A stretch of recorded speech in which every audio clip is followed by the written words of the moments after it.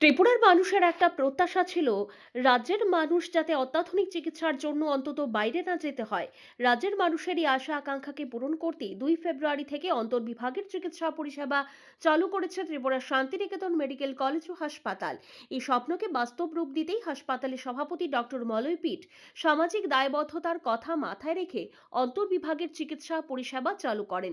বিশেষ করে প্রান্তিক গ্রামীণ এলাকার মানুষদের জন্য এই পরিষেবা এক নতুন আশা ও ভরসার জায়গা করে নেবে বলে মনে করছেন বিশেষজ্ঞ মহল। উন্নত চিকিৎসার জন্য রাজ্যের মানুষকে এতদিন বহির্রাজ্যে চলে যেতে হতো, বিশেষ করে দক্ষিণের রাজ্যে যেতে হতো। ফলে চিকিৎসার খরচ অনেকটাই বেড়ে যেত। এখন শান্তিনিকেতন মেডিকেল কলেজ ও হাসপাতালে অন্তর্বিভাগের চিকিৎসা পরিষেবা চালু হওয়ায় রাজ্যের মানুষকে উন্নত চিকিৎসার জন্য বাইরে ছুটতে হবে না।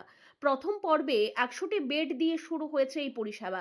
আগামী 6 মাসের মধ্যে 650 বেডের পরিষেবা প্রদান করা হবে। ত্রিপুরা শান্তিনিকেতন মেডিকেল কলেজ ও হাসপাতালে রোগীদের জন্য রয়েছে পরিষ্কার পরিচ্ছন্ন শৌচালয়, রয়েছে বিশুদ্ধ পানীয় জলের ব্যবস্থা, রয়েছেন বিশেষজ্ঞ চিকিৎসক, রয়েছেন দক্ষ ও বিচক্ষণ নার্স, প্যারামেডিক্যাল স্টাফ। অত্যন্ত শান্ত স্নিগ্ধ পরিবেশে এই হাসপাতালে অত্যাধুনিক প্রযুক্তি সহযোগে রোগীদের চিকিৎসা পরিষেবা প্রদান করা হচ্ছে। রাজ্যে যখন অত্যাধুনিক চিকিৎসার সুযোগ রয়েছে, তাই বাইরে ছুটে গিয়ে অযথা অর্থ অপচয় না করাই শ্রেয় বলে মনে করছেন সচেতন মহল। ব্যুরো রিপোর্ট, পজিটিভ বার্তা।